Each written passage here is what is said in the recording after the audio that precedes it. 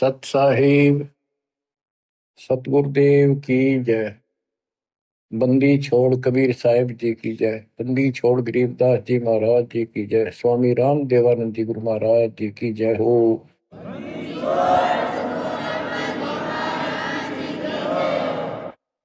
सर्व संतों की जय, सर्व भक्तों की जय, धर्मी पुरुषों की जय।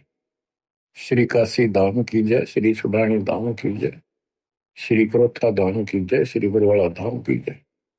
सत साहिब परम पिता परमात्मा कबीर जी की असीम रजा से बच्चों, आपको अपने घर का ज्ञान हुआ, आत्म ज्ञान हुआ, परमात्म ज्ञान हुआ। अब तक आत्म ज्ञान अधूरा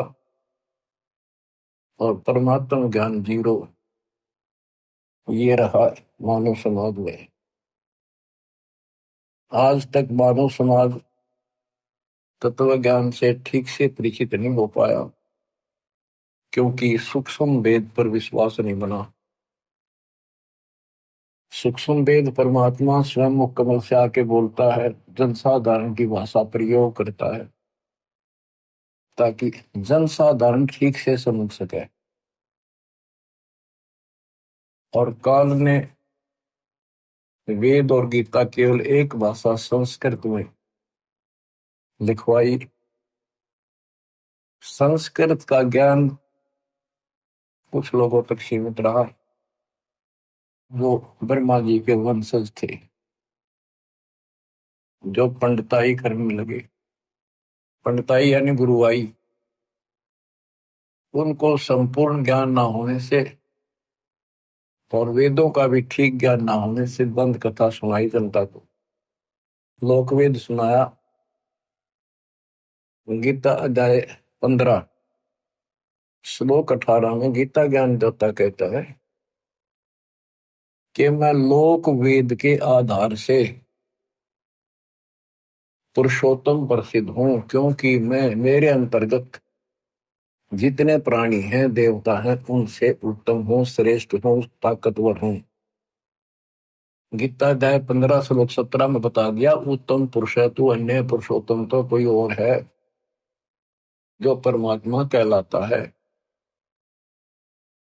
जो तीनों लोकों में प्रवेश करके सबका धारण पोषण करता है। वो अविनाशी भगवान है, अविनाशी परमेश्वर है।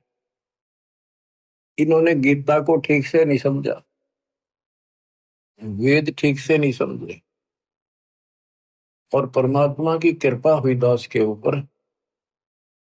पहले तो ये विश्वास नहीं बन पा रहा था कि कबीर वो दुलाहा, एक कवि, हैंड टू माउथ, एक निर्धन व्यक्ति और शूद्र जाति में रहने वाले, झोपड़ी में सारी उम्र बिताई,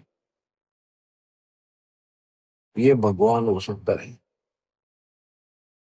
कवि मानते थे, अच्छा कवि था, भगत था। इसके लिए मेरे लिए विश्वास का कारण बने संत गरीबदास जी, क्योंकि हमारे अंदर हर तरह की बीमारी, अहंकार ठोक रखा है। जैसे नित्यानंद जी महाराज ब्राह्मण जाति में थे और 300 वर्ष पहले तहसीलदार थे। आज शायद डीसी की इतनी पावर नहीं होती जितनी उसमें तहसीलदार की होती थी, और इतना सम्मान होता था। राजाओं के राज जो बोल दिया फाइनल, कोई पद ही नहीं सुनता था। ब्राह्मण जाति एक नंबर की होती थी, सब नतमस्तक होते थे, राजा से लेकर रैयत तक। सभी, छोटे से लेकर बड़े ब्राह्मण को सब दादा बोलते थे हमारे यहाँ। दादा मीन सम्मानित, बुजुर्ग, बड़े महान। तो इतना अहंकार था इस जाति में हो जाना फिर स्वाभाविक होता है। नित्यानंद जी कहते हैं, ब्राह्मण कुल में जन्म था, मैं करता बहुत मरोड़, बड़ा गर्व था मेरे अंदर। गुरु गुमानी दास ने दिया को बदगढ़ तोड़।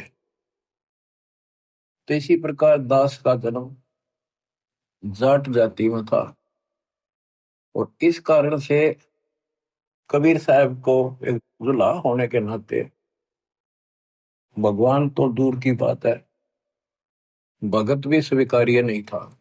कवि हो सकता, लेकिन संत गरीबदास जी जाट थे। जब दास का वहां जाना आना हुआ, हमारी रिश्तेदारी हुई, छोटा भाई का विवाह हुआ गांव छुड़ाने में, तो वहां देखा, उन लोगों से सुना कैसे भगवान आकर मिले थे गरीबदास जी को। ये 10 साल के थे। तो रिश्तेदार और वहां के सभी लोग कहें, वहां आने वाले भगत जगत संत दूर दूर के आए, वो सभी ये बात कहें कि भगवान आए थे। भगवान कौन? कबीर साहब। यानी शंकाएं तो सारी भरी थी अंदर में। कबीर साहब कैसे आए? वो तो 600 साल पहले होके मर लिए। ये सन 1717 में जन्मे, 27 में आए, 10 साल की उम्र में। बहुत सी बातें तो अज्ञान ठोक रखा था हमारे अंदर, कुबद भर रखी थी, कुबद का गढ़ था। लेकिन मेरा कुबद का गढ़ संत गरीबदास जी के कारण टूटा। ये भी जाट थे और सारे वो ठाठ थे इसके, 2,500 बीघा जमीन, लैंड लॉर्ड आदमी। एक ने सोचा भाई हैंड माउथ था, दुनिया ने पैसे इकट्ठे करने के लिए, लूटने के लिए ये इस तरह की बातें लिख दी। तो ये बातें मुझे इन पकड़ लिया, मेरे मन को जकड़ दिया कि ये महापुरुष झूठ नहीं बोल सकता, जिसके पास ये सर्व संपन्न था और भगवान को देख के आया था। ये तो मर गया था, फूकने की तैयारी हो गई थी, फिर उसके ऊपर लटा दिया। सारे एक बात कहें, सारा गांव कहे, तो इस मन पापी को भागने की कहीं गुंजाइश नहीं रही। फिर एक एक वाणी को गुरुदेव, परमात्मा की कृपा बिना नहीं मिलते ऐसे महापुरुष, मालिक की दया हुई ऐसे महापुरुष मिले। इस छुड़ानी के अंदर तो 99% कति नकली और झूठे गुरु बने बैठे। एक महापुरुष था, पता नहीं कि छुपा रह था, 104-105 साल की उनकी उम्र होनी थी। वो दास के लिए ही संसार में थे अभी तक। 1988 फरवरी में दास को नया जीवन मिला, उनका आशीर्वाद फला। ये ग्रंथ देखे, कबीर सागर देखा, गरीबदास जी का कर्म देखा, गुरु जी के मुख से विचार सुने, फिर और भी महापुरुषों से मिला। यानी वाणी तैयार गाया करते हुए भेद ठीक सा नहीं था उनको। फिर दास को आशीर्वाद होगा, आदेश होगा कि दीक्षा दे, गुरु पद मिला, जिम्मेवारी बढ़ गई और गहराई से पढ़ने पड़े ग्रंथों को। उस समय केवल हमारे पास कबीर सागर और गरीबदास जी का ग्रंथ, कबीर साहब की वाणी, यही थे। गीता वेदों को बिल्कुल नहीं जानते थे। 1988 से सन 2000 तक इन्हीं ग्रंथों पर विश्वास करके भक्ति करी, प्रचार किया, सत्संग सुनाए। केवल ऑडियो वीडियो भी होती थी। गरीबदास जी के ग्रंथ साहब का सन 1996 दिसंबर में पहला खुला पाठ किया, 7 दिन का। यानी 2 घंटे सुबह, 2 घंटे दोपहर, फिर शाम में। इस वाणी को पढ़ पढ़ कर सरलार्थ करके सुना करता था, और वो सत्संग रिकॉर्ड किए जाते थे। ऑडियो बनी, कुछ वीडियो बनी। भगत काफी जुड़ने लगे, सुख होने लगे। लेकिन जिनको 3 सुख हो गए, एक ना होया, 3 काम बन गए, एक नहीं बना, वही फिर माता दुखदा पाया, वही जा खड़ा हुआ, कोई लाभ नहीं हुआ। तो इस बात से दास को परेशानी बढ़ने लगी कि 600 साल पहले ये काम तो आप न करे थे मालिक, जितने सुख दिए थे फिर भी ना टिक्के, सारे बाज गए, सुख बतेरे हो गए। और अब ये सुख होते हैं तो भगवान भगवान करते हैं। एक लाभ ना होया, जो हो सकता हमारे हित में ना हो, क्योंकि हम तो बालक है, बिना ज्ञान के बात समझ में आती नहीं। हमारी इच्छाओं का तो अंत है ही नहीं कि समस्या टेंशन यहाँ हुई, घर भी छोड़ा, सर्विस भी त्याग दी, और ऐसे तो यू काम चलेगा ही नहीं। जिस उद्देश्य को लेकर निकला था, आश्रम क्रोथा बना लिया बच्चों ने, 3 एकड़ जमीन लेके। तो 1999 में हमने पहला सत्संग किया, खुला पाठ परमात्मा के प्रगट दिवस पे। फिर 2001 में प्रेरणा हुई, क्योंकि वो हमारा ठिकाना सा बन गया। फिर बाहर सत्संग बिल्कुल बंद कर दिए और आश्रम में करने लगे कि अगर गीता, वेदों में, पुराणों में ये ज्ञान कुछ मिल जाए थोड़ा बहुत, तो सपोर्ट मिला है, आगे शिक्षित लोग भी आएंगे, वो भी जुड़ेंगे, वो प्रमाण मांगेंगे। इस वाणी को कोई नहीं मानने वाला, बहुत कम। ये तो कबीरपंथी गाते फिरा करते, गरीबदास वाले भी गाते फिरा करते, कोई पीछे नहीं लगा। वैसे देखा देखी थोड़े बहुत दिन लगते हैं, फिर अपना वही पूजाएं करते रहते हैं, पाठ भी कराते रहते हैं, इन सत्संगों में भी आते रहते हैं और पूजाएं भी करते रहते हैं वो। फिर परमात्मा की कृपा हुई, गीता देखी तो अंधेरा हट गया, खुशी का ठिकाना ही मिला। और फिर सारे ग्रंथ भरे पड़े थे। दाता का ज्ञान तो अनमोल है, प्रमाणित है, अथेंटिक है, 100% सत्य है। और इसका समर्थन मिलने के बाद तो आज ये रोशनी होगी। तो दास तो कहना चाहता है, इन गीता और वेदों को वो शिक्षित वर्ग नहीं समझ सका, जिस पर हम पूर्ण आधारित हो गए थे कि ये पूर्ण ज्ञानी है, संस्कृत के ज्ञाता है, सारे ग्रंथ संस्कृत भाषा में लिपिबद्ध है। कबीर जी और गरीबदास जी तो अनपढ़ है, इनको कैसे पता हो सकता है? तो क्यों? अब सत्य किसे कहते हैं? सत्य को कुछ दिन दबाया जा सकता है, मिटाया नहीं जा सकता। अब ये ऊपर आ गया, अब ये सूर्य उदय होगा। अब वाणी सुनाता हूं आपको। ये अमृतवाणी जिसको रिजेक्ट करके डाल रखा था, ये लाल ठोकरों में रुला था, आज पर कोई समरवाणी थी। सब गीता का मूल है, राई झूम करो, सुख समवेद समूल सुनो, राई झूम करो। तत्व ज्ञान कोई ना कहे, राई झूम करो, ये पैसे ऊपर नाच सुनो, राई झूम करो। कोई ट्यूम दे कोई नहीं है, झूम करो, अरबों में कोई गर्क सुनो, राई झूम करो। नादी बादी लंपटी, राई झूम करो, कामी करो दी पूर सुनो, राई झूम करो। लालच नीच नकीब है, राई झूम करो, जिनसे साईं दूर सुनो, राई झूम करो।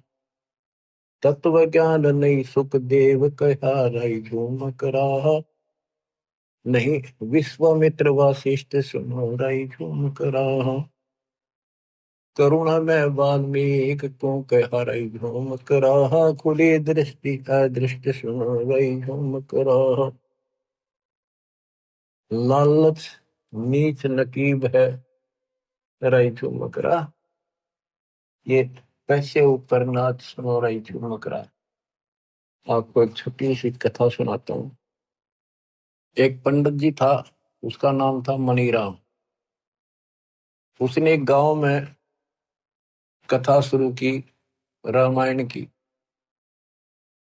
और उसमें रख दिया 30 दिन पाठ चलेगा।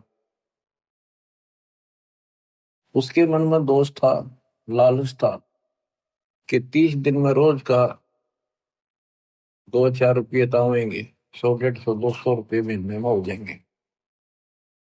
श्रीमद् भागवत का भी पाठ करते हैं, ऐसे 7 दिन में करते हैं। तो ऐसे उसने उसको 30 दिन के लिए लटका दिया। जो भी इनमें से कोई पाठ किया उसने, जब 30 दिन पूरे हो गए और उसका समापन करना था 30वें दिन, सब जगह गांव वालों में न्योता दे दिया 2 दिन पहले, भाई सारे आइयो, कथा को भोग पड़ेगा। उसी दिन गांव के शरारती व्यक्तियों ने दिल्ली से एक नाचने गाने वाली चंपाकली नाम की लड़की ले आई। उसी दिन उसी समय उसका वहां सांग करा दिया और उधर से उसकी कथा का भोग पड़ा। मनीराम का तो 30 दिन में 30 रुपये आए और वो चंपा के लिए 2 घंटे में 500 रुपये लेकर चली गई। अब मनीराम को बड़ा दुख हुआ। अब देखो, मन तो 30 दिन भगवान की कथा सुनाई और मुझे 30 रुपये मिले, और वो निकम्मी 2 घंटा 500 रुपये लेगी। लोग कितने जोगे को नहीं पता कैसे है ऐसे। मन में बहुत पश्चाताप करता हुआ चल पड़ा, लेकर 30 रुपये। जाते जाते उसने सोचा कि यार गरीबदास महाराज है, नाम सुना था उनका, उनसे मिलके चलूं, उनको बताऊं देख दुनिया किसी डूबेगी। परमात्मा का तो कति ध्यान नहीं रहा, बकवादा में बढ़ गई। गरीबदास जी के पास गए, वहां 5 7 10 20 भगत आ जाया करते गरीबदास जी के आसपास के गांव के और उसी गांव के। दिन के 12 बजे से सारे फारिग हो जाते काम कुम खेता में करके, गर्मियों के दिन थे। मनीराम जी आया, ब्राह्मण गरीबदास जी ने सत्कार किया, आओ देवता, बड़ी खुशी हुई आप आए, हम धन्य हो गए। बैठने को लिए अच्छा मुद्दा दिया, बैठ गया। मुनीराम बहुत दुखी सा था, कह जी दुनिया डूबगी कति महाराज, किसी में अकल नहीं रह रही, कति बकवादी लोग हो गए, वो हो गया, नो ना बताओ बात क्या थी। वो आसपास भगत बोले बैठे थे महाराज गरीबदास जी से कि पंडित जी को क्या दिक्कत है, क्या समस्या है। नाम तक भी ना पूछा था उसका, वैसे आओ भगत हो रही थी। गरीबदास जी ने कहा, गिरिप फूटी ज्ञान विवेक की, अंधा है जगदीश, चंपा कली को 500, मनीराम को 30। पंडित जी को यह समस्या है भाई, और ये तो जिक्र भी नहीं चला था, नाम भी ना पूछा था, नाम क्या है मेरा, आओ ब्राह्मण बैठो। वो अपने बिरडाएगा बिरडाएगा, अपना दुख लग गया कहने। तो हैरान था मनीराम पंडित जी के नाम मैंने बताया ना, मेरे साथ के बीती है मैंने जिक्र करा नहीं थे। परमात्मा है, अंतर्यामी है, भगवान है। तो गरीबदास जी ने कहा, भाई पंडित जी तो उन लोगों को गाली दे रहा है, कोस रहा है, आप कौन सा अच्छा काम कर रहे हो, क्या आप पाठ करने के अधिकारी हो। जब राजा परीक्षित को 7वां दिन सर्प ने डसना था और यही भागवत कथा सुनानी थी, कोई आज्ञा नहीं आया, कोई ऋषि नहीं आया काम सुना दे इसका कल्याण हो जाए, क्यों 7वां दिन परिणाम मिलना था। तो स्वर्ग से सुखदेव बुलाएगा, सुखदेव ऋषि आए विमान में बैठकर। राजा परीक्षित की कमाई भक्ति धर्म, ये राजा लोग यज्ञ बहुत करते थे, धर्म यज्ञ भंडारे, ब्राह्मणों को लागड़ गाय यानी बच्चे समेत ब्याई हुई ये दिया करते, तोड़ दिया करते, मोहर देते थे, भोजन खिलाते थे, बहुत धर्म करते थे। तो वो धन इनका ऊपर जमा हो जाता था। उस आध्यात्मिक धन से विमान पर बैठकर सुखदेव ऋषि ब्राह्मण आए, उसने 7 दिन कथा सुनाई, इतना व्योत हुआ, राजा की आस्था ऊपर स्वर्ग में बढ़ा दी उसने, इधर उधर की अटपट मार के, संसार झूठा है यहाँ कोई नहीं रहेगा, इस तरह की कथा सुनाई। और उधर से कृष्ण की कथा सुनाई हुई, इसमें ये है सारी, मैं तो किसी बात नहीं द्वारा कंध्यान विसरण हो बताते हैं, अरे पाठ करें उसका, और भगवान की कथा मान के सुनाया करते थे। कृष्ण जी की लीलाएं सारी। तो कहने का भाव ये है कि पंडित जी आप भी धोखा करें लोगों के साथ, आप अधिकारी नहीं, आपको पूर्ण ज्ञान नहीं, आपको भगवान का पता नहीं, इनको सबको जाए बैठे हो, क्यों अपना कर्म फोड़ रहे हो तुम? उसी समय समर्पित कर दिया उस पंडित जी ने। अभी जी बिल्कुल सही है, एक आने का ज्ञान नहीं, और हम कति मूर्ख बना रहे हैं। क्योंकि आत्मा को भगवान की जरूरत है, चाहे कोई भी है, उसको ज्ञान ठीक से नहीं बताने वाला कोई मिलता है। नहीं तो ज्ञान से ही मिला, राजाओं ने राज त्याग दिए, कसाईयों ने कसाईपना छोड़ दिया, शराबियों ने शराब त्याग दी, बकवास बंद कर दी, निर्मल आत्मा हुई। तत्व ज्ञान कोई ना कह, राई घूम करा, पैसे ऊपर नाच सुनो, राई घूम करा, कोटो मध्य कोई नहीं, रई झूम करा, अरबों में कोई गर्क सुनो, रई झूम करा। क्या बताया कि सब गीता का मूल है रई झूम करा। ये सब गीता ही होती है, जो भगवान की कथा, जहाँ पर उसको गीता बोलो, वेद भी गीता, सब ग्रंथ गीता। कहते हैं सब गीता का मूल है, सब वेदों सब ग्रंथों का मूल है रई झूम करा, और सूक्ष्म वेद समूल सुनो रई। इसमें समूल ज्ञान है, संपूर्ण ज्ञान है, मूल से लेकर आखिर।